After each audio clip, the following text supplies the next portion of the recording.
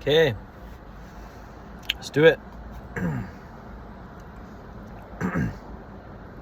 At noon, because they had heard that they were to eat there. When Joseph came home, this is pages 43 and 44.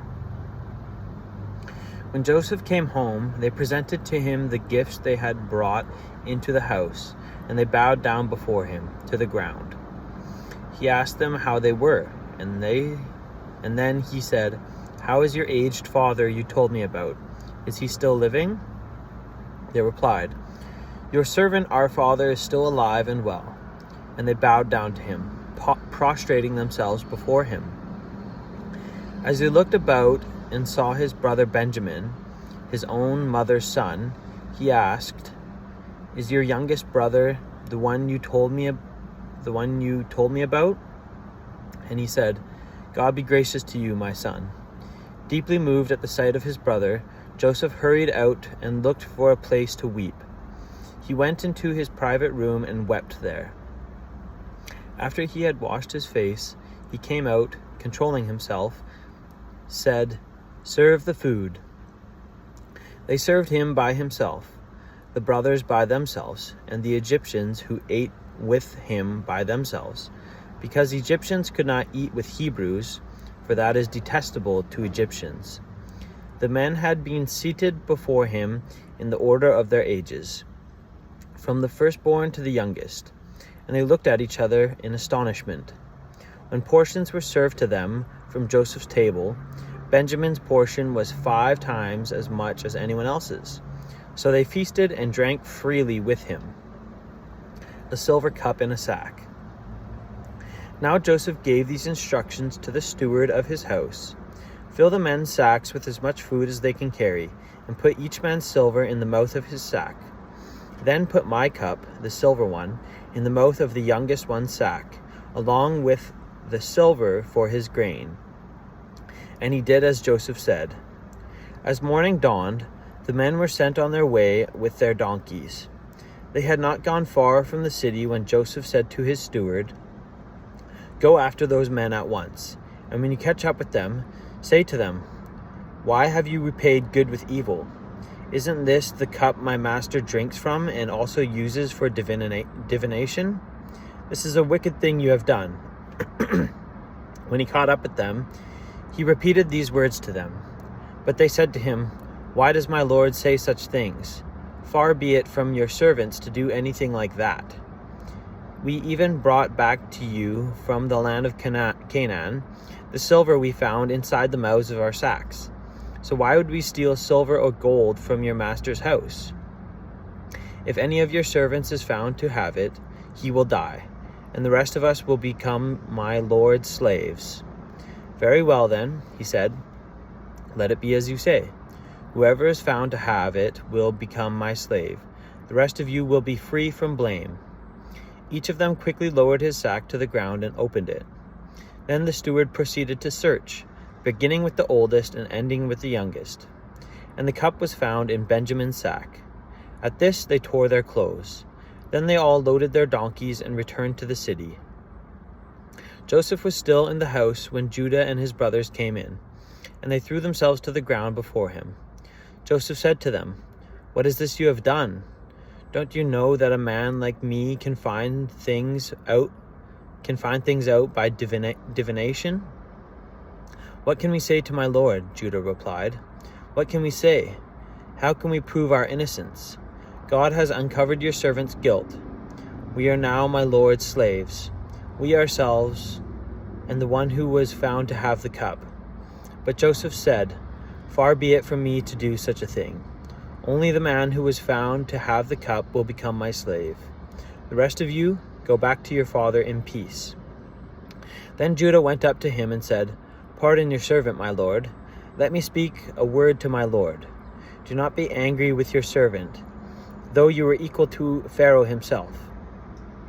My lord asked his servants, "Do you have a father or a brother?" And we answered, "We have an aged father, and there is a young son born to him in his old age. His brother is dead, and he is the only one of his mother's sons left, and his father loves him."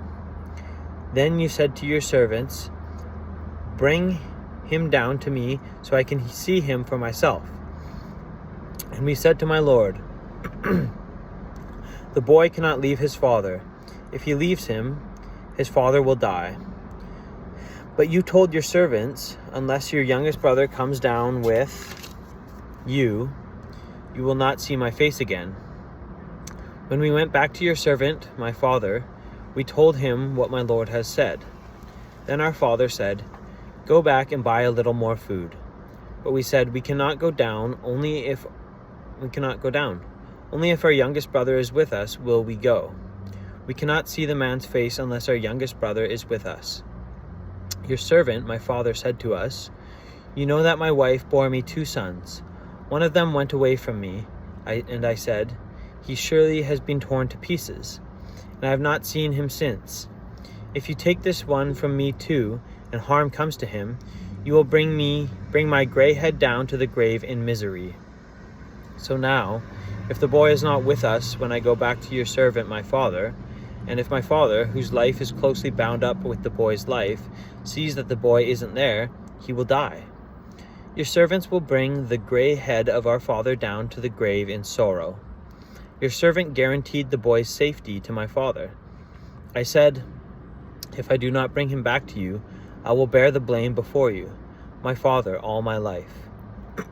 Now then, please let your servant remain here as my lord's slave in place of the boy, and let the boy return with his brothers. How can I go back to my father if the boy is not with me? No, do not let me see the misery that would come on my father.' Joseph makes himself known. Then Joseph could no longer control himself before all his attendants, and he cried out, 'Have everyone leave my presence.' So there was no one with Joseph when he made himself known to his brothers. And he wept so loudly that the Egyptians heard him, and Pharaoh's household heard about it.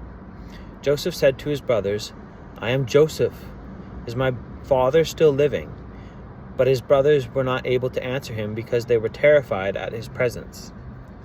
Then Joseph said to his brothers, 'Come close to me.' When they had done so, he said, 'I am your brother Joseph, the one you sold into Egypt. And now do not be distressed and do not be angry with yourselves for selling me here, because it was to save lives that God sent me ahead of you. For 2 years now, there has been famine in the land, and for the next 5 years there will be no plowing or reaping. But God sent me ahead of you to preserve you a remnant on earth, and to save your lives by great deliverance. So then, it was not you who sent me here, but God. He made me father to Pharaoh, lord of his entire household, and ruler of all Egypt. Now hurry back to my father and say to him, This is what your son Joseph says. God has made me lord of all Egypt. Come down to me, don't delay. You shall live in the region of Goshen, and be near me, you, your children and grandchildren, your flocks and herds, and all you have. I will provide for you there, because 5 years of famine are still to come. Otherwise you and your household and all who belong to you will become destitute. You can see for yourselves, and so can my brother Benjamin, that it is really I who am speaking to you. Tell my father about all the honor accorded to me in Egypt, and about everything you have seen, and bring my father down here quickly." Then he threw his arms around his brother Benjamin and wept. And Benjamin embraced him, weeping, and he kissed all his brothers and wept over them. Afterward, his brothers talked with him. When the news reached Pharaoh's palace that Joseph's brothers had come, Pharaoh and all his officials were pleased. Pharaoh said to Joseph, "Tell your brothers, do this. Load your animals and return to the land of Canaan, and bring your father and your families back to me. I will give you the best of the land of Egypt, and you can enjoy the fat of the land." You are also directed to tell them, "Do this. Take some carts from Egypt for your children and your wives, and get your father and come. Never mind about your belongings, because the best of all Egypt will be yours. So the sons of Israel did this. Joseph gave them carts, as Pharaoh had commanded, and he also gave them provisions for their journey. To each of them he gave new clothing, but to Benjamin he gave 300 shekels of silver and 5 sets of clothes. And this is what he sent to his father. Okay, that's pages 43 and 44.